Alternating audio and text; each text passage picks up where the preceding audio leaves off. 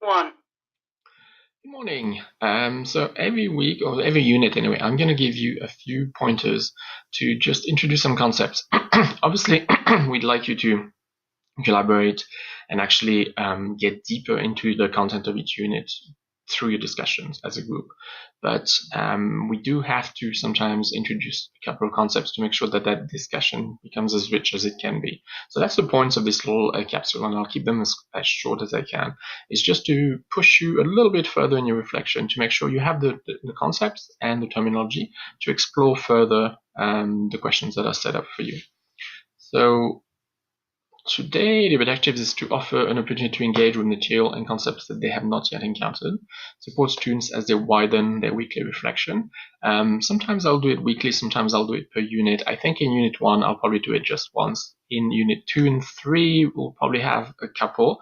And then in Unit 4, it'll probably just be one. I'll be able to introduce all the concepts at once.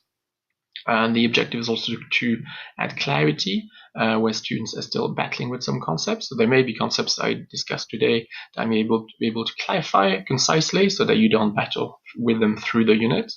The point of this is really to give you a theoretical sort of mapping for this. Is some of you may be familiar with Vygotsky's notion of ZPD, zone of proximal development. So Vygotsky is a social constructivist.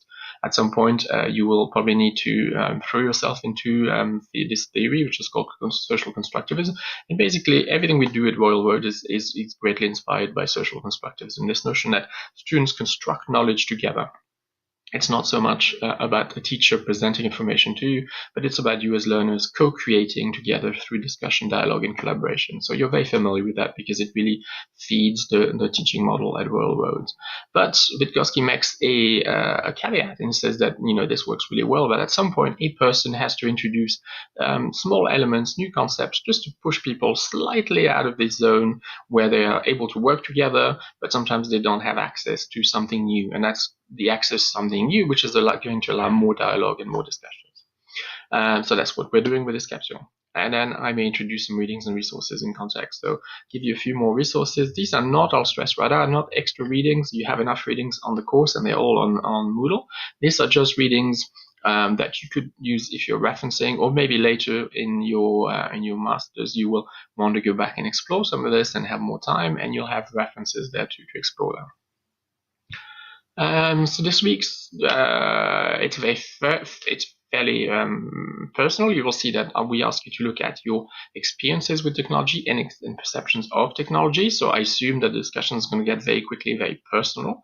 You will be describing things that you do and things that you've thought. On the master's course, obviously, it's important to go beyond the descriptive.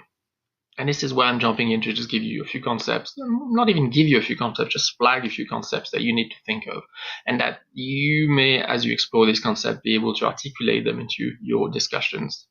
So we're going to look at 4 of them: digital divide, user experience, assistive technology, and hidden curriculum. And really, I'm just going to give you a few snippets of information to make sure that you do think of these concepts as you are engaging with the course material during this unit. So digital divide. What is the digital divide? We're going to look at the historical origins of the expression. So the digital divide came about in the sort of 80s and 90s, but mostly when the internet exploded around the year 2000. And it was really coined by people who work in critical theory. So people who are really focused on inequities in society. So whether poverty, race, gender, sexual orientation, socioeconomic sort of status, who focus on these inequities and want to change these inequities. This is what we call, critical studies as a field. So people working within critical studies started looking at the explosion of the internet and argued that instead of reducing inequities, it was going to actually, widen the gap. And this is what they call digital divide. They said technology was actually going to increase inequities in society in all of these different dimensions that we have just discussed. So this was how the term digital divide was coined, and it's been floating around for some 20 years now. Is it still relevant to this? So that's the question I'll ask of you, and you're going to have to think about this term digital divide and how you use it in your reflections. I would say that you need to be very careful of this term now, and if you're going to be really at the forefront of research and look at what's being done, it's really being questioned. If you look at, PW, sometimes called Pew Research in the US, will show that 75 to 80% of US high school kids have access to mobile technology, which is massive. You will also, it's not rare to find people, I always use this example, people who live in homelessness who actually have access to technology. It's not rare to see that people who are homeless actually have usually a cell phone. Why? Because it is actually very difficult to do anything in life, even if you don't have a roof, even if you don't have access to minimum income. It's very difficult to do anything, even access homeless services, if you don't actually have mobile technology.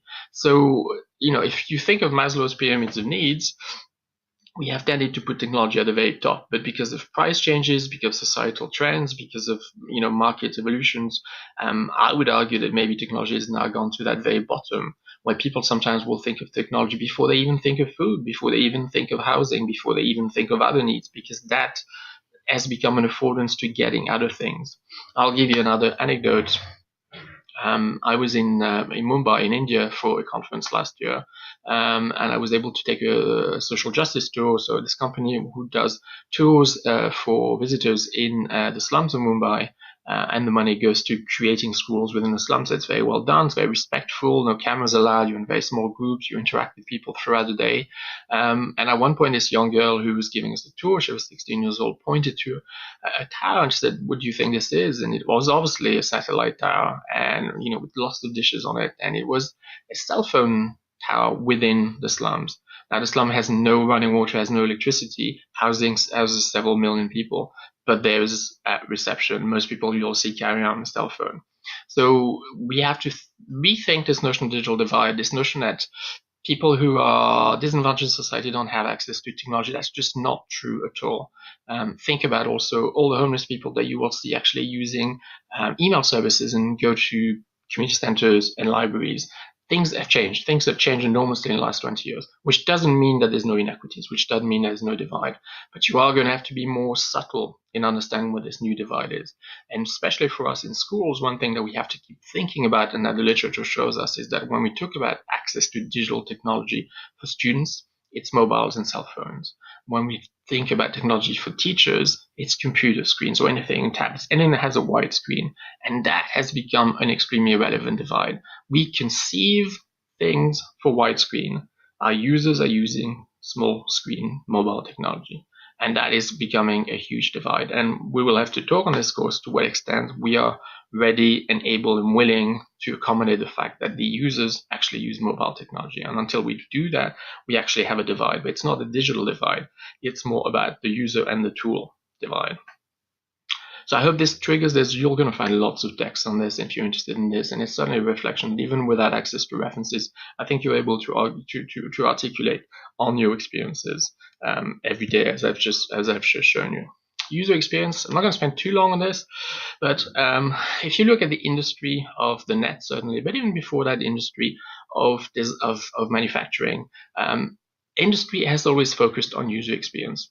You don't create a product and then try and sell it to someone. You actually look at what someone needs and then you design according to this need. And the internet, has been a resurgence of this with the internet, because really the internet prides itself on actually designing for people's not just needs but wishes and desires. Now look at Apple, right? It's the tablet, for example. It's the iPad is just a perfect example of this. As you probably, if you've read the several books, biographies that have been done, you know that really the genius of creating Apple was to think, how would any user anywhere be able to interact with the product? And there's the famous example that when they thought that they had succeeded with iPad, so goes the story that at one point the design team was in Brazil and gave an iPad to a kid in the favelas, and that kid who could not read, not schooled, was able to take the iPad and swipe. And they sort of screamed victory and thought, that's it, we've actually focused on user experience. Anyone can actually use this. It is completely user-friendly. It uses our sort of inherent common sense. So user experience is a huge concept, something that you will come across in technology, but you come across in industry. That's how the private sector works. It really focuses on anything to do with customers, with interactions, with selling, is based on user experience. So the question I have for you is, do we explore the user experience of our students when it comes to technology in schools? And what can we do about that? And in our discussions, I think we will, that concept is going to come back at several times, but do explore this and keep that in the back of your mind as you're discussing the issues this week, particularly when you talk about your experiences. And I assume that some of you will say that you're fairly at ease with technology in everyday GPS, and that's another question to trigger your reflection is this week. How many times in a day do you use technology? Could you function without technology? And yet when it comes to the classroom, we don't have the same ease, right? And a lot of this is around user experience. We love user experience when it comes to technology and the use that we make as a private individual, but when we're as a teacher, we maybe haven't switched into that thinking mode. So do explore that, and I think it's something that will widen your reflections this week. Assistive technology. Obviously, from the start, I think we have to acknowledge that any technology we use in the classroom has its origin in assistive technology. It's because a few companies actually kick-started this notion that accessibility from a legal point of view, from a human rights point of view, required certain tools, that they opened the door for technology to come into the classroom. Now, this was not that long ago, but it's sometimes forgotten because we have quickly moved away from that. So I do encourage you, as you start your reflection, to go back to some of the original assistive technology tools, which are still there. So Kurzweil still being used, DragonSpeak still being used, WordQ still being used, JAWS. So Kurzweil is a reading software, but also allows you to do corrections and to so it's triangular. You can read and gives you corrections. You can listen to what you've written and see the mistakes you've done.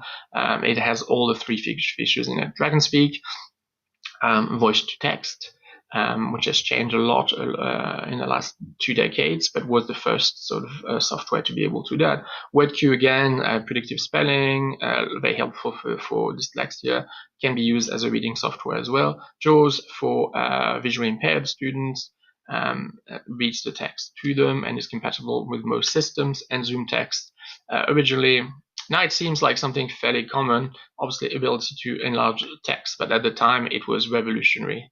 So why has assistive technology declined? Why do you not encounter these tools anymore? And you're going to have to give some thought to that this week. We talk now about something called ubiquitous. I have a problem with that word. Ubiquitous accessibility. The fact that now we don't have to rely on assistive technology because literally all of our devices have become assistive technology. So that your phone actually has speech to text, text prediction. All of these features that were actually sort of pioneered by these companies have now been incorporated by both Microsoft and Apple. So you will find them on the Assistive page of both of these companies. And I encourage you to do that maybe because we don't do it enough, to visit the Microsoft Assistive Technology featured page and the same on Apple, and to actually see what your devices can do. And I think you'll be quite flabbergasted to the extent that when we talk about ubiquitous accessibility, that it has actually filtered into everything that we do, and that it's no longer a matter of having disability, but that we now think about accessibility as something that is actually impacting all people. Now, I'm just going to put a quick note there, just to mention the fact that the reason why this happened, the reason why this shift has happened, if you're interested historically, sociologically, economically, is because of the baby boomers. It's because it's the first time in history that we have such a vast percentage of the population that is actually approaching old age and is now having problems with walking, but also hearing and seeing, and therefore we have had to rethink of accessibility not as a minority market but as a majority market, and that's shifted our experiences. I've given you a link there. When I taught at Mount St. Vincent in Halifax, I was interested by the fact that the accessibility service there had completely rethought their approach. So instead of talking about assistive technology, you will see that their website, and this may be a good entrance for you to start looking at this notion of ubiquitous accessibility. So what they do is they actually go and list the features on everyone's devices that can be used by students with disabilities in higher education. So I think I encourage you to have a look at that, and I think that will also trigger some of your reflections in terms of perceptions, experiences, things you take for granted, the things that are affordances when it comes to technology and how we use them. The last concept for this week, I'm trying to be quick because I don't want this capsule to be too long, is I think you need to explore the term and the concept of hidden curriculum. So what is the hidden curriculum? I'm going to give you the background so you have more ease, because it can be a bit daunting when you come in. The hidden curriculum came in as a term and was coined by certain academics when we started talking about inclusion and when legislation changed 15 to 20 years ago, depending on where you were, and we started having inclusive provisions in school. It was created by theorists who looked at what schools were doing, and especially at schools that call themselves inclusive, and that were practicing inclusion, and these theorists started saying there was a double standards, that we were quickly putting a message out saying, we're inclusive, but what we were doing in practice wasn't. And that's when they started talking about hidden curriculum, the fact that we could have a discourse that said certain things, but when our values and norms and practices did something else, then it was a split discourse. And that what they call the hidden curriculum was everything that was non-formal and not verbalized, but was actually still happening. So discrimination, not treating people the same way, streaming people according to abilities and things like this. So this is a way it was coined as a very, very strong term and very negative term in curriculum studies at first. It has now been reappropriated. The notion of reappropriation is when we take a negative term and a community that has experienced negative use of that term reappropriates it and takes it with pride. You will see this in terms of, queer, gay, in disability, crip. So words that were very negative and that now are being used with pride by a group that has reappropriated to give it a different spin. And that's what happened with the hidden curriculum. You now have theorists in curriculum studies that are saying, well, we've done this and we've shown the dichotomy and we've shown the double standards. But in fact, if there is such a thing as a hidden curriculum, and we talk about the norms, the values, the practices that are not explicitly formatted, but that exist and are very much there at the center of a school culture, then why don't we proactively create a hidden curriculum? Why don't we proactively and in a hands-on way actually decide what's in that hidden curriculum? So as you approach notions of technology, particularly this week, your perceptions and your experiences, what is the hidden curriculum in your school, for example? What is the hidden curriculum in your work environment? What's the hidden curriculum in your communities of practice? I think you're going to have to look at that, because we often with technology have a discourse, but sometimes, again, our values, norms, and practices are sometimes in a not explicitly, because they're not coined and worded, but they can be very different than what we say we do. So have a look at that, think about what a hidden curriculum is, and try and use this week as you explore, again, your perceptions and experiences of technology, and see whether the hidden curriculum comes in and whether sometimes you have this feeling of true realities. I have one last advice this week as well. I think as you begin your exploration this week of the context, it's very important that you examine your perspective. So I will be asking this right through the course, but I do think in this instance on the first unit, it's very important that you do so, because the things that you say and the things that you do and the things that you analyze may be very different depending if you're talking as a teacher, you're talking as a learner, you're talking as an administrator and a leader, or you're talking sometimes even as a parent. I'm sure many of you have that experience.